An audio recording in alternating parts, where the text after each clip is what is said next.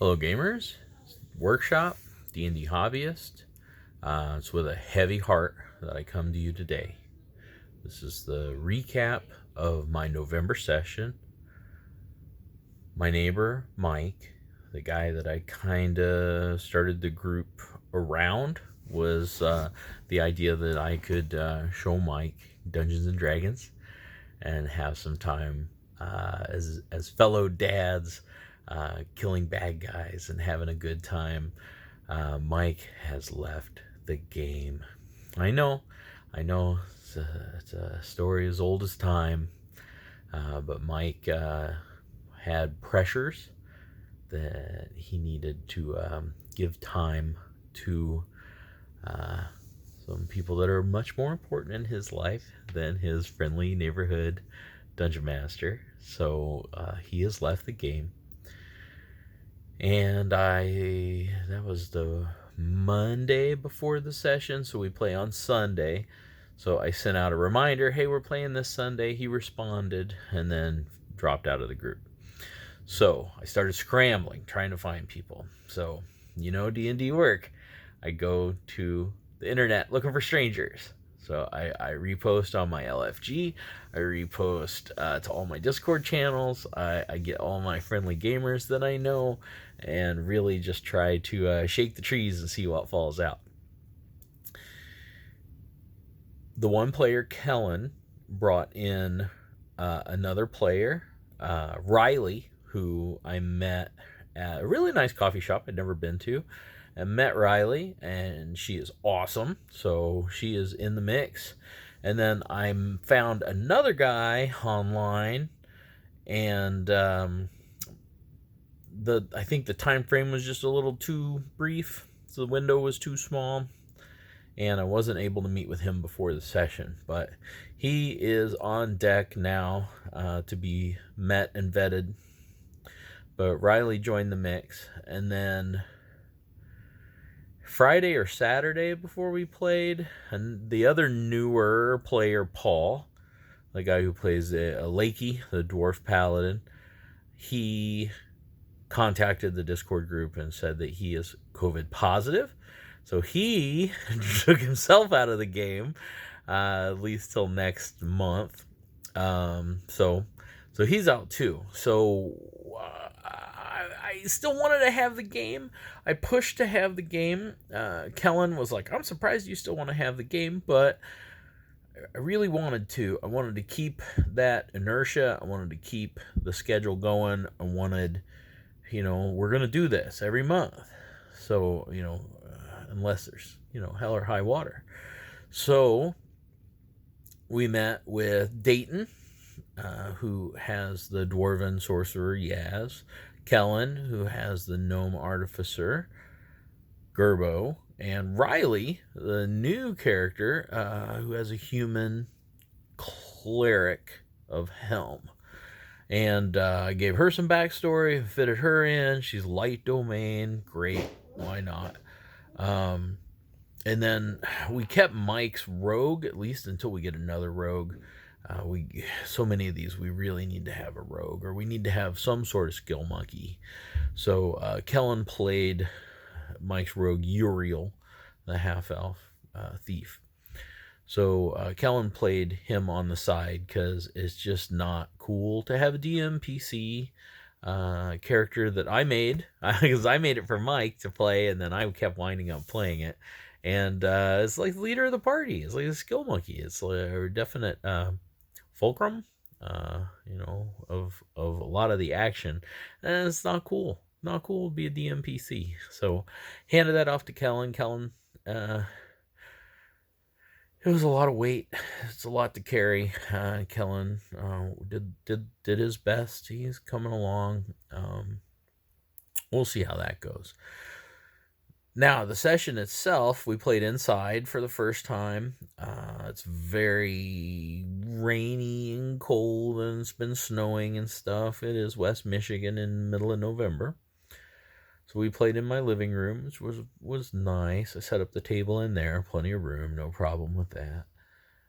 Everybody showed up on time, which was great. Didn't really have any issues. So where we left it off, they had done the little dungeon, the little mummy tomb thing, and needed to deal with the dragon and then go back to the adventure. And I had planned for them to deal with the dragon. I had a couple different ideas and ways that they could talk their way out of the dragon, and then go on to Cragmaw Castle. And I had planned to just skip the whole first part. So Cragmaw Castle is cut into basically like the front part of the castle, which is like getting in and a big fight and stuff, or could be a big fight, and then basically the boss fight at the end. And I was going to hand wave it and let him go into the boss fight, because I said, there's nothing in here that's a great threat to you. There's not a whole lot to figure out. There's not a whole lot of reward for you. Like, it just didn't seem exciting to me. It was a lot of dice rolling for nothing. It's just crunch, crunch, crunch, and then you get to the big fight. And so what actually happened, so we started, and Gerbo and Yaz met with the dragon. And what I had planned was for the dragon to be a bit of a germaphobe, or to be very concerned about curses and mummy rot, right? So I kept setting it up. He kept asking, was there undead in there? And they're like, oh, yep. It's like they weren't like, yeah, there was a mummy, and they tried to tell him about the mummy. Nope, nothing. They just, yep. I was like, okay.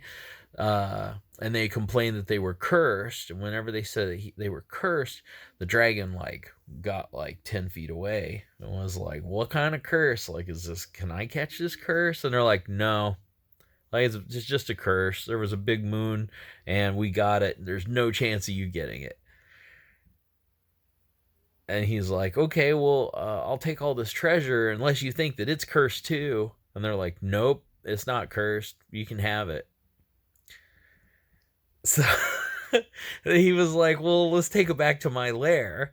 And they took it back to the lair, and he's like, you don't think there's any danger of undead coming back to get this stuff, or any kind of curse or disease or anything? And they're like, nope, totally safe.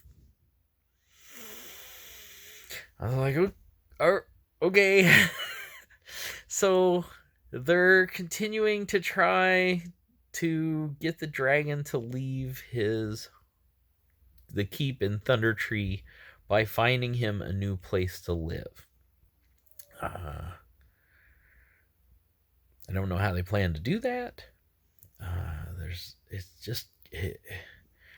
They didn't really. It surprised me. Like, they were just like, we're your slaves now. We'll go find you a new place to live that's better than this. Okay, boss? All right, bye. It was a little weird. So they got out of that place.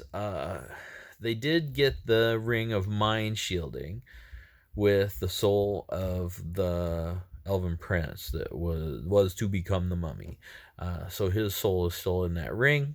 The first time that Yaz wore it, Yaz rested and attuned to it. When he attuned, I gave him a description that basically he didn't feel alone, that he felt different, that he felt like something had changed. Something had changed in him. Like his perception of self was different. Like, he could tell that there was a difference. And everybody was like, weird, okay. And so they continued on. No, they did not continue on. They went all the way back to Phandalin after dealing with the dragon, which I hadn't expected. So they get to Phandalin. Let me switch sides here, and hopefully I don't block the camera too much. My arm's killing me. Oh, I'm blocking my whole... Dang it. Okay, let's try it like that. Okay, so they go all the way back to Phandalin. You can see my daughter's stickers. See the stickers there? Isn't that nice?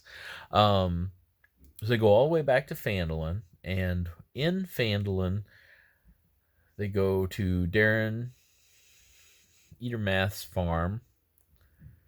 They tell him about Thunder Tree. They tell him about everything that happened. They go. The druid came with him. The druid goes back to the farm and talks to the halfling, Colleen, the halfling at the farm. The paladin wasn't there. So I said that the paladin went into town to get his armor repaired.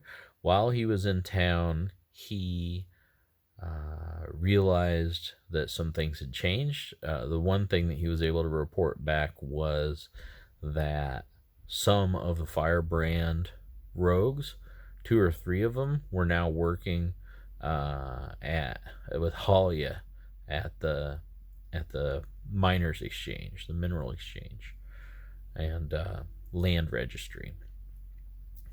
So, they were like, that's weird. So the cleric, the backstory to enter the cleric, what I did was I ran her up Sister Irene, Belrand.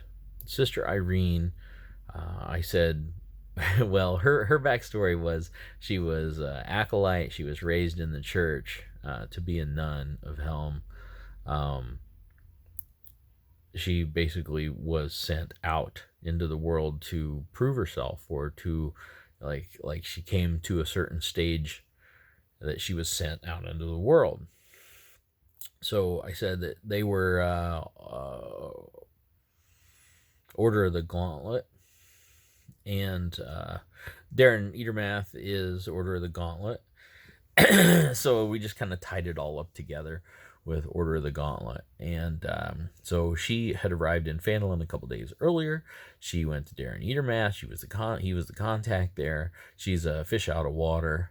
She's from the Dales, like Shadowdale, like very Western fantasy. And then I said, she came in by boat into Flan, which is like Saigon. It's like all these disparate factions all warring with each other for power, and like it's just like a whole like dirty filthy city built on the ruins of dirty filthy cities.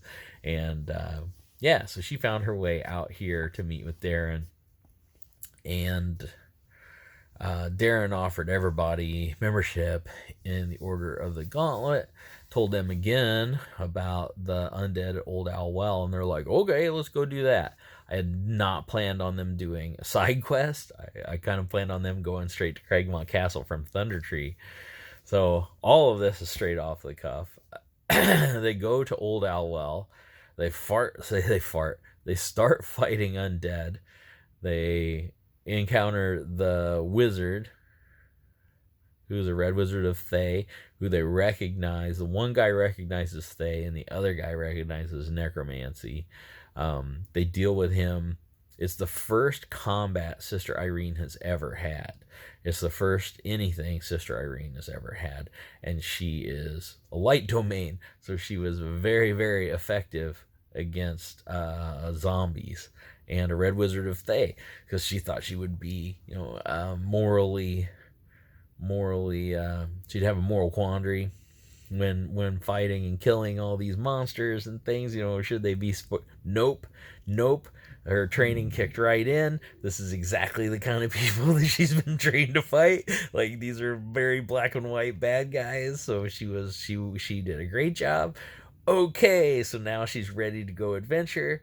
They go back. Darren's super happy with them. All this stuff. They go to Cragmont Castle. On the way there, they have a random encounter. Owlbear. So they fought an owlbear. Bam! They tore up that owlbear.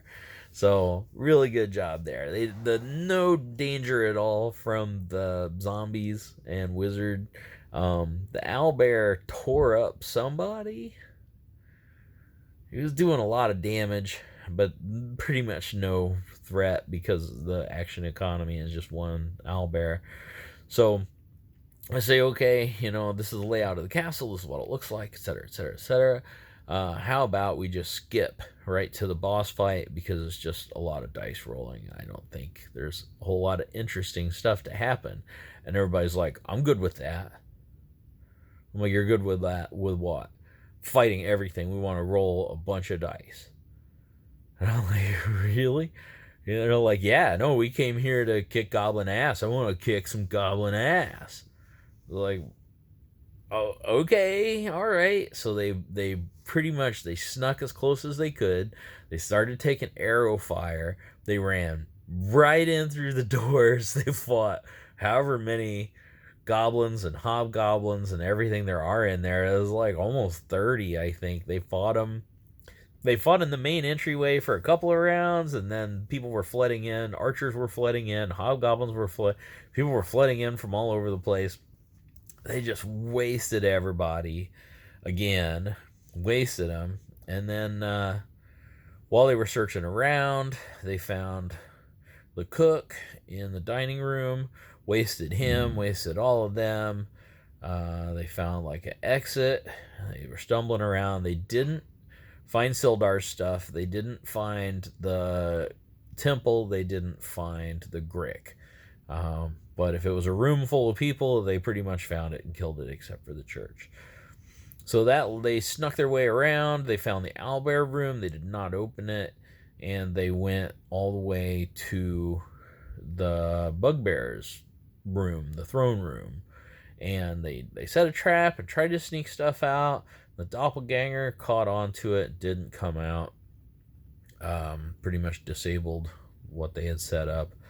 So they were like, okay, well, let's do it. And they charged into the room.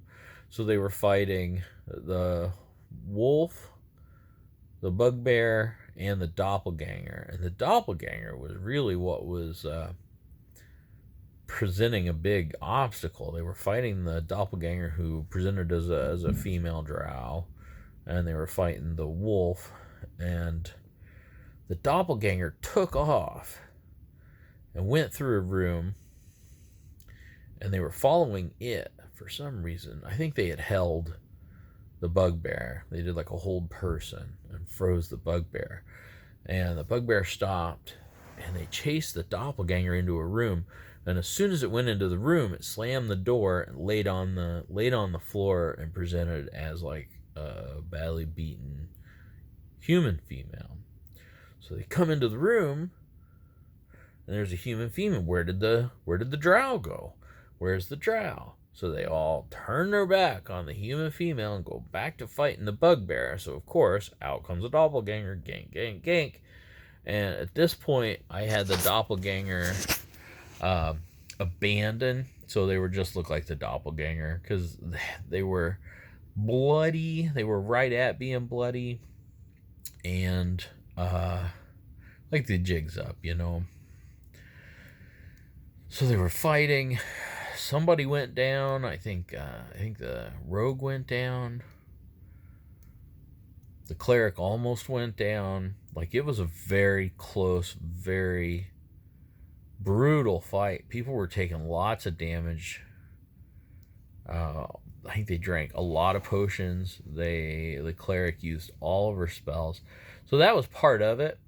Because they didn't bypass all that stuff, they blew all their spells in that first fight. So then whenever they went into the boss fight, they didn't have any. They had very few spells. So they're fighting everything with cantrips, which just was less than ideal. But they surmounted. They came out victorious. The bugbear was holding Gundren. Bugbear was holding Gundren. What was Bugbear was holding Gundren, and then they held the bugbear, and then they grabbed Gundren. So yeah, the one was healing Gundren while the others were chasing the doppelganger, I think. But they got out of there. They killed everybody. They did a quick search.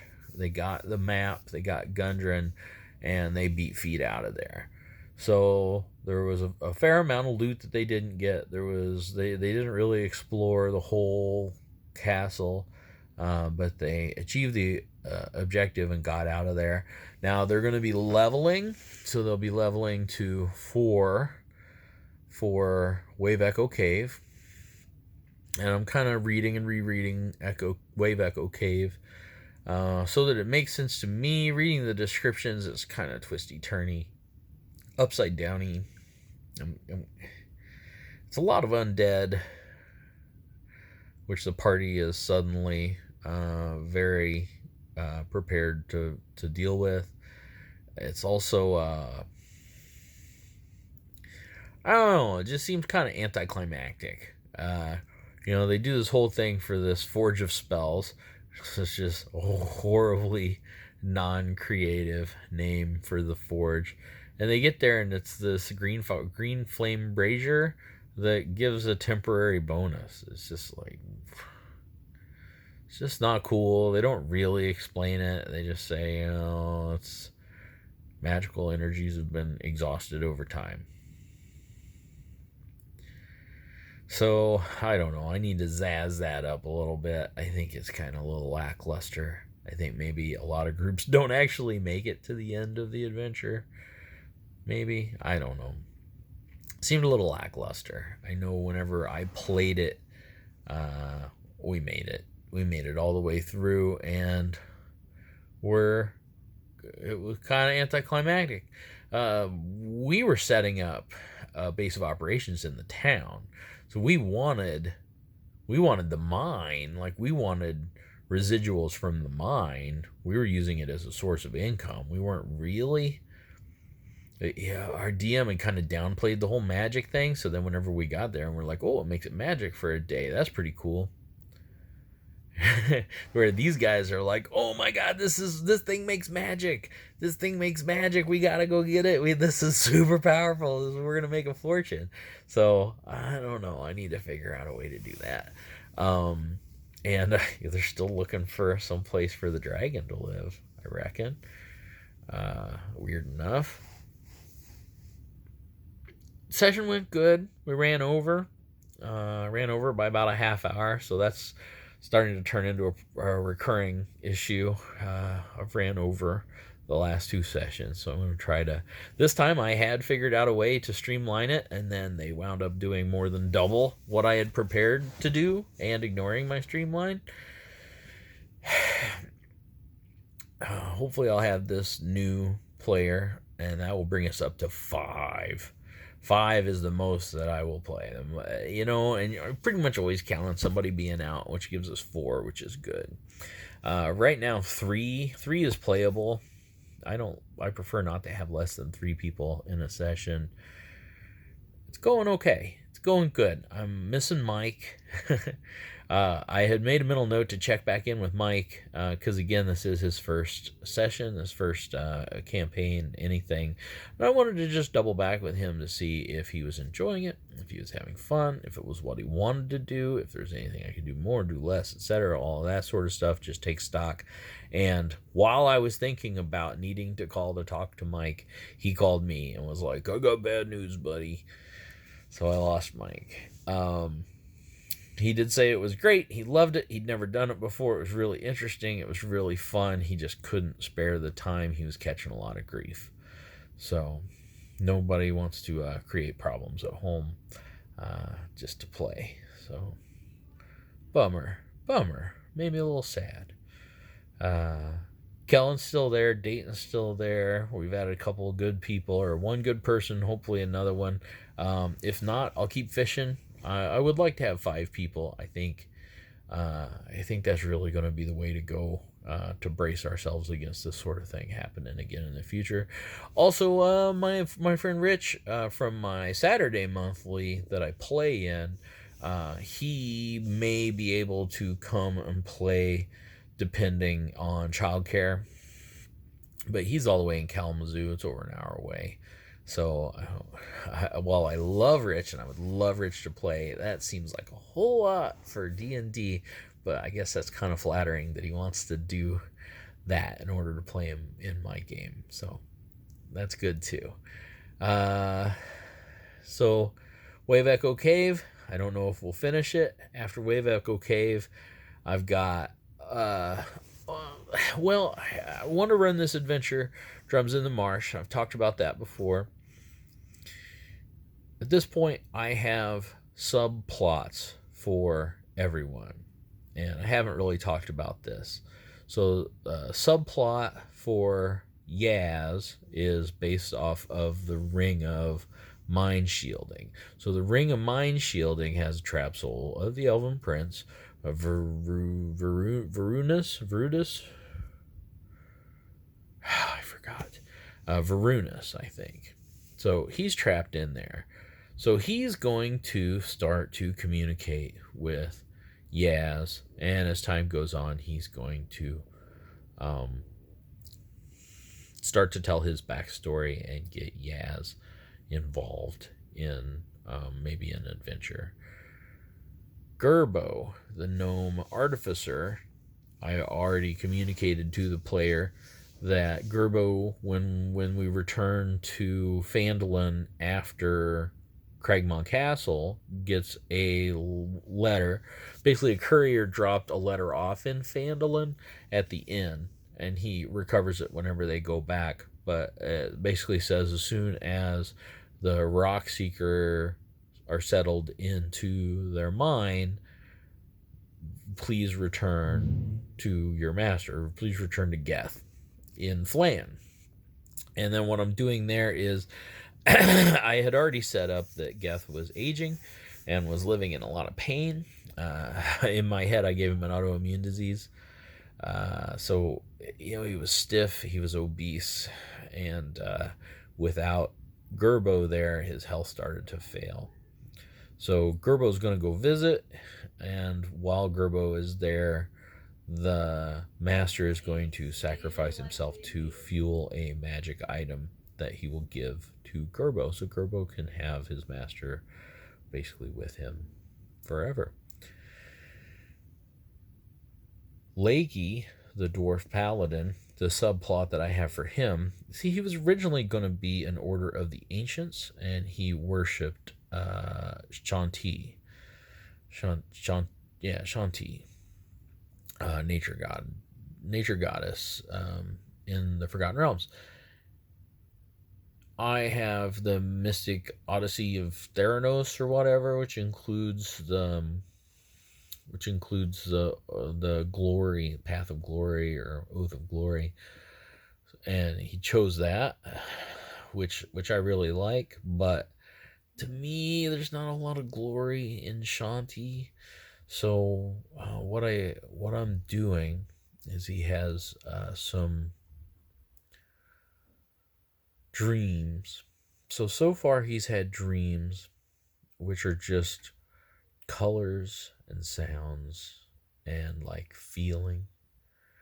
And I'm gonna build on that. I'm gonna give him like visions during prayers when he's praying and he's thinking about, again, he's a brewer, so I say, normally, you think of fields of wheat and of hops growing in the sun and all of this, and I'm gonna overlay that again with, a festival or a party, and how, do you like the wheat and the hops and the water, or do you like the ale and the joy and the revelry? And the whole idea is to move him from Shanti into Lyra. I think that Lyra fits a lot better for Path of Glory. So moving him from a nature god to a god of festivals and parties and stuff like that. So we'll see. We'll see if I can nudge him that direction. And then I don't know. I think I have an idea for Riley, for Sister Irene already, that I got to kind of continue to flesh out. Yeah. So we'll keep working on that. Again, subplots just to keep everybody engaged more outside of the sessions. But also just to flesh out the characters and build more ties and things like that. So we'll meet with the other new guy, hopefully, and get him in. I still have the sign up, so I'm not taking that down yet until I fill that last spot. And everything seems pretty good. Going into Christmas, I was like, do we want to skip until January? And everybody's like, nope. I want to play. So that's a good sign. All of that's very encouraging. So we'll be playing again here in a couple weeks. I waited a couple weeks to get this up. I just haven't had a good time to do it. So that is my deal. That's what's going on with the Sunday Monthly. I hope you're enjoying it. I know I'm having fun with it. And yeah, that's all I have. I'll see you again next month with another recap. It's your buddy Workshop, D&D Hobbyist. Game on.